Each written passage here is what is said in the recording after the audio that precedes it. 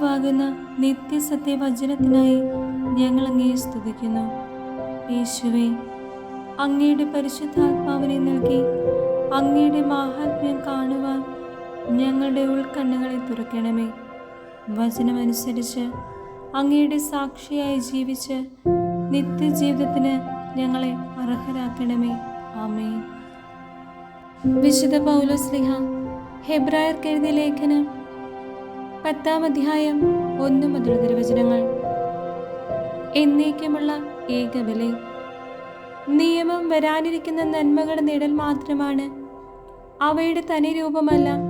അതിനാൽ ആണ്ടുതോറും ഒരേ ബല തന്നെ അർപ്പിക്കപ്പെടുന്നെങ്കിലും അവയിൽ സംബന്ധിക്കുന്നവരെ പൂർണ്ണനാക്കാൻ അവയ്ക്കൊരിക്കലും കഴിയുന്നില്ല.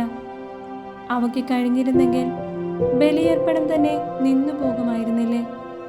ആരാധകർ ഒരിക്കൽ ശുദ്ധീകരിക്കപ്പെട്ടിരുന്നെങ്കിൽ പിന്നെ പാപത്തെക്കുറിച്ച് യാതൊരു അവബോധവും അവർക്കുണ്ടാകുമായിരുന്നില്ല.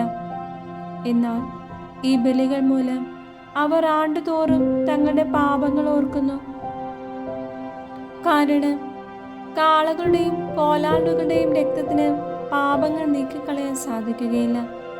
ഇതിനാൽ അവൻ ലോകത്തിലേക്ക് പ്രവേശിച്ചപ്പോൾ ഇങ്ങനെ അരുളി ചെയ്തു: ബലികളും കാഴ്ചകളും അവിടുന്ന് ആഗ്രഹിച്ചില്ല, എന്നാൽ അവിടുന്ന് എനിക്കൊരു ശരീരം സജ്ജമാക്കിയിരിക്കുന്നു. ദഹനബലികളിലും പാപപരിഹാര ബലികളിലും അവിടുന്ന് സംപ്രീതനായില്ല. അപ്പോൾ പുസ്തകത്തിന്റെ ആരംഭത്തിൽ എന്നെക്കുറിച്ച് എഴുതിയിരിക്കുന്നത് പോലെ ഞാൻ പറഞ്ഞു: ദൈവമേ, അവിടുത്തെ ഇഷ്ടം നിറവേറ്റാൻ ഇതാ ഞാൻ വന്നിരിക്കുന്നു. നിയമപ്രകാരം അർപ്പിക്കപ്പെട്ടിരിക്കുന്ന ബലികളും കാഴ്ചകളും ദഹനബലികളും പാപപരിഹാര ബലികളും അവിടുന്ന് ആഗ്രഹിക്കുകയോ ഇഷ്ടപ്പെടുകയോ ചെയ്തില്ല എന്ന് പറഞ്ഞപ്പോൾ തന്നെ ഇങ്ങനെ കൂട്ടിച്ചേർത്തു: അവിടുത്തെ ഹിതം നിറവേറ്റാൻ ഇതാ ഞാൻ വന്നിരിക്കുന്നു. രണ്ടാമത്തേത് സ്ഥാപിക്കാനായി ഒന്നാമത്തേത് അവൻ നീക്കിക്കളയുന്നു. ആ ഹിതമനുസരിച്ച് യേശുക്രിസ്തുവിന്റെ ശരീരം എന്നേക്കുമായി ഒരിക്കൽ സമർപ്പിക്കപ്പെട്ടത് വഴി നാം വിശുദ്ധീകരിക്കപ്പെട്ടിരിക്കുന്നു. പാപങ്ങൾ അകറ്റാൻ കഴിവില്ലാത്ത ബലികൾ ആവർത്തിച്ചർപ്പിച്ചുകൊണ്ട് ഓരോ പുരോഹിതനും ഓരോ ദിവസവും ശുശ്രൂഷ ചെയ്യുന്നു. എന്നാൽ അവനാകട്ടെ പാപങ്ങൾക്ക് വേണ്ടി എന്നേക്കുമായുള്ള ഏകബലി അർപ്പിച്ചു കഴിഞ്ഞപ്പോൾ ദൈവത്തിന്റെ വലതുഭാഗത്ത് ഉപവിഷ്ടനായി. ശത്രുക്കളെ തന്റെ പാദപീഠമാക്കുവാണ് അവൻ കാത്തിരിക്കുന്നു. വിശുദ്ധീകരിക്കപ്പെട്ടവരെ അവൻ ഏകബലി സമർപ്പണം വഴി എന്നേക്കുമായി പരിപൂർണരാക്കിയിരിക്കുന്നു. പരിശുദ്ധാത്മാവ് തന്നെ നമുക്ക് സാക്ഷ്യം നൽകുന്നു. ആ ദിവസങ്ങൾക്ക് ശേഷം അവരുമായി ഞാൻ ഏർപ്പെടുന്ന ഉടമ്പടി ഇതാണെന്ന് കർത്താവ് അരുളി ചെയ്യുന്നു: എൻ്റെ നിയമങ്ങൾ അവരുടെ ഹൃദയങ്ങൾക്ക് ഞാൻ നൽകും, അവരുടെ മനസ്സുകളിൽ അവ ഞാൻ ആലേഖനം ചെയ്യും. അവിടുന്ന് തുടരുന്നു: അവരുടെ ദുഷ്പ്രവൃത്തികളും പാപങ്ങളും ഞാനിനി ഒരു കാരണവശാലും ഓർമ്മിക്കുകയില്ല. പാപമോചനം ഉള്ളിടത്ത് പാപപരിഹാര ബലി ആവശ്യമില്ലല്ലോ. ഉപദേശവും മുന്നറിയിപ്പും.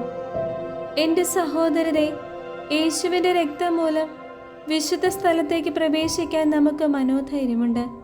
എന്തെന്നാൽ തൻ്റെ ശരീരമാകുന്ന വിരിയിലൂടെ അവൻ നമുക്കായി നവീനവും സജീവവുമായ ഒരു പാത തുറന്നു തന്നിരിക്കുന്നു.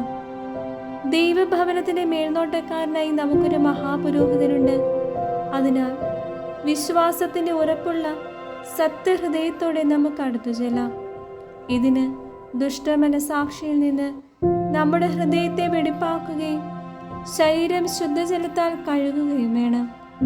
നമ്മോട് വാഗ്ദാനം ചെയ്തിരിക്കുന്നവൻ വിശ്വസ്തനാകിയാൽ നമ്മുടെ പ്രത്യാശ ഏറ്റുപറയുന്നതിൽ നാം സ്ഥിരതയുള്ളവരായിരിക്കണം.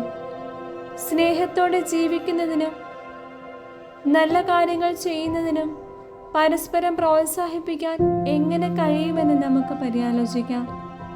ചിലർ സാധാരണമായി ചെയ്യാറുള്ളതുപോലെ നമ്മുടെ സഭായോഗങ്ങൾ നാം ഉപേക്ഷിക്കരുത്. മാത്രമല്ല, ആ ദിനം അടുത്തു വരുന്നത് കാണുമ്പോൾ നിങ്ങൾ പരസ്പരം കൂടുതൽ കൂടുതൽ പ്രോത്സാഹിപ്പിക്കുകയും വേണം. സത്യത്തെ സംബന്ധിച്ച് പൂർണ്ണമായി അറിവ് ലഭിച്ചതിനു ശേഷം മനഃപൂർവ്വം നാം പാപം ചെയ്യുന്നെങ്കിൽ പാപങ്ങൾക്ക് വേണ്ടി അർപ്പിക്കപ്പെടാൻ പിന്നൊരു ബലി അവശേഷിക്കുന്നില്ല. മറിച്ച് ഭയങ്കരമായ ന്യായവിധിയുടെ സംഭീതമായ കാത്തിരിപ്പ്, ശത്രുക്കളെ വിഴുങ്ങിക്കളയുന്ന അഗ്നിയുടെ ക്രോധവും മാത്രമേ ഉണ്ടായിരിക്കൂ. മോശയുടെ നിയമം ലംഘിക്കുന്ന മനുഷ്യൻ കരുണ ലഭിക്കാതെ 2-3 സാക്ഷികളുടെ സാന്നിധ്യത്തിൽ മരിക്കുന്നു. ദൈവപുത്രനെ പുച്ഛിച്ചു തള്ളുകയും തന്നെ ശുദ്ധീകരിച്ച പുതിയ ഉടമ്പടിയുടെ രക്തത്തെ അശുദ്ധമാക്കുകയും കൃപയുടെ ആത്മാവിനെ അവമാനിക്കുകയും ചെയ്തവന് ലഭിക്കുന്ന ശിക്ഷ എത്ര കഠോരമായിരിക്കുമെന്നാണ് നിങ്ങൾ വിചാരിക്കുന്നത്? പ്രതികാരം എന്റേതാണ്, ഞാൻ പകരം വീട്ടുമെന്നും കർത്താവ് തന്നെ ജനത്തെ വിധിക്കുമെന്നും പറഞ്ഞവനെ നാം അറിയുന്നു. ജീവിക്കുന്ന ദൈവത്തിന്റെ കയ്യിൽ ചെന്ന് വീഴുക വളരെ ഭയാനകമാണ്. നിങ്ങൾ പ്രബുദ്ധരാക്കപ്പെട്ടതിനു ശേഷം കഷ്ടപ്പാടുകളോട് കഠിനമായി പൊരുതി നിന്ന ആ കഴിഞ്ഞ കാലങ്ങൾ ഓർക്കുവിൻ. ചിലപ്പോഴെല്ലാം നിങ്ങൾ വേദനയ്ക്കും അധിക്ഷേപത്തിനും പരസ്യമായി വിഷയമാക്കപ്പെടുകയും മറ്റു ചിലപ്പോൾ ഇവ സഹിച്ചവരുമായി പങ്കുചേരുകയും ചെയ്തു.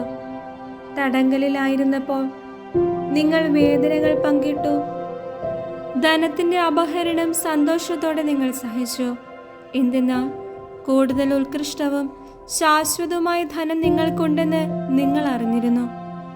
നിങ്ങളുടെ ആത്മധൈര്യം നിങ്ങൾ നശിപ്പിച്ചു കളയരുത്.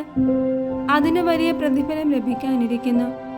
ദൈവത്തിന്റെ ഇഷ്ടം നിറവേറ്റി അവിടുത്തെ വാഗ്ദാനം പ്രാപിക്കാൻ നിങ്ങൾക്ക് സഹനശക്തി ആവശ്യമായിരിക്കുന്നു. ഇനി വളരെ കുറച്ച് സമയമേ ഉള്ളൂ. വരാനിരിക്കുന്നവൻ വരിക തന്നെ ചെയ്യും. അവൻ താമസിക്കുകയില്ല. എൻ്റെ നീതിമാൻ വിശ്വാസം മൂലം ജീവിക്കും. അവൻ പിന്മാറുന്നെങ്കിൽ എൻ്റെ ആത്മാവ് അവന് പ്രസാദിക്കുകയില്ല. പിന്മാറി നിശ്ചയിക്കപ്പെടുന്നവരുടെ കൂട്ടത്തിലല്ല, വിശ്വസിച്ച് ആത്മരക്ഷ പ്രാപിക്കുന്നവരുടെ കൂട്ടത്തിലാണ് നാം.